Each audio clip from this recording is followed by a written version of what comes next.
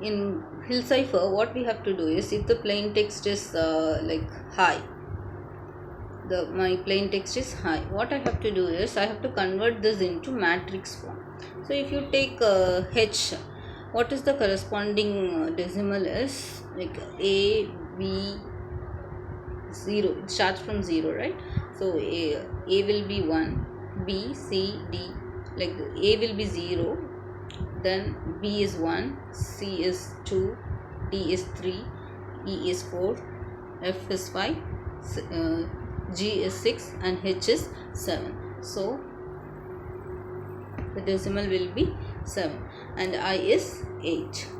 So this is how I have to write my plain text into the matrix form. Then if the key will be known to the both the sender as well as the receiver. Here we'll consider the key. You can take any matrix which is like this, 2 into 2 matrix or 3 into 3 matrix. So what is the formula here? To convert this plain text to the ciphertext, what do we need is, we have to multiply these two matrices. So 7, 8 is my plain text and the key is 3, 5, 7, 3. If you multiply using the matrix multiplication, by using matrix multiplication you will get another matrix which will get as a ciphertext. So for example, if you multiply this, you will get 11, 15, which can be converted, and the corresponding alphabet is, I think it is LP. Yes, it is LP. Like this, you have to convert the plain text high into the ciphertext. This will be my ciphertext. This is Hill cipher. It can be, if you want to increase the complexity, then it can be done with the 3 into 3 matrix or 5 into 5 matrix, which you can keep it as key and which is known both to both the sender and the receiver. See, if at all you have the value larger than 26, you have to do the mod operation and you will be getting the smaller value which you can map to the alphabets.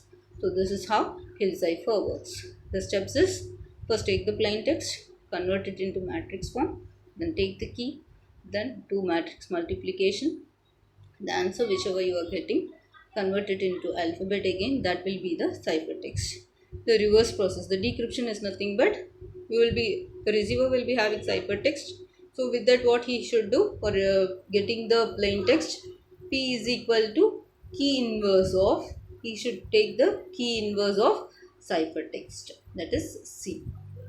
What is C here? It is nothing but LP. He will take LP and he has to find the key inverse value.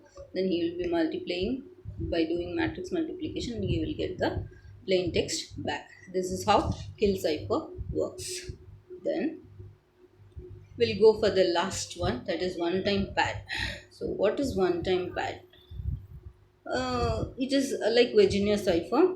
Instead of having a fixed size key, we can have say if you want to send the very large size data, then if you use a key size of 8 or 9, as we have seen in the Virginia cipher, it cannot give like more security, because if the attacker guesses the key, then it can be all the data can be revealed and this waste.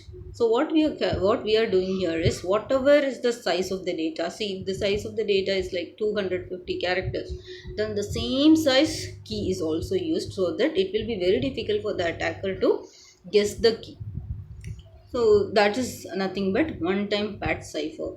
See, we'll see the definition now. The most secure cipher is one time pad.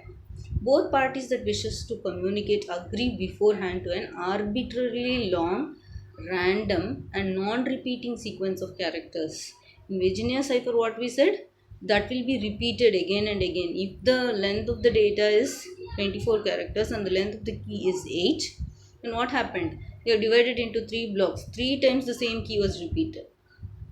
So with that, the attacker can guess the keys very easily. That's why, to overcome those problems, here what they are saying, if the size of the data is like 24 bits, let the keys size also should be non-repeating. Let the key size be 24. The length of the data and the length of the key should be same. That is nothing but one time pad cipher. So that it no need of repetition of the keys. So that's what it said. So what we are going to do, we are going to take arbitrarily long random. It should be a random key also and non-repeating sequence of characters. One time Pat performs the encryption in the same way. After only thing is the key will be different. The length of the key will be different. All the other things will be same as the Virginia cipher. All the other processes. In the Virginia cipher, the message size may be several times the key size. So each character in the key is used repeatedly. That was the disadvantage. To overcome that, we are going to use this one-time pad.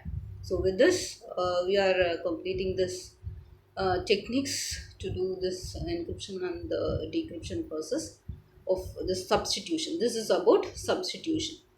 Then in the next session, we'll see how to do this transposition. Okay. Thank you. Bye bye.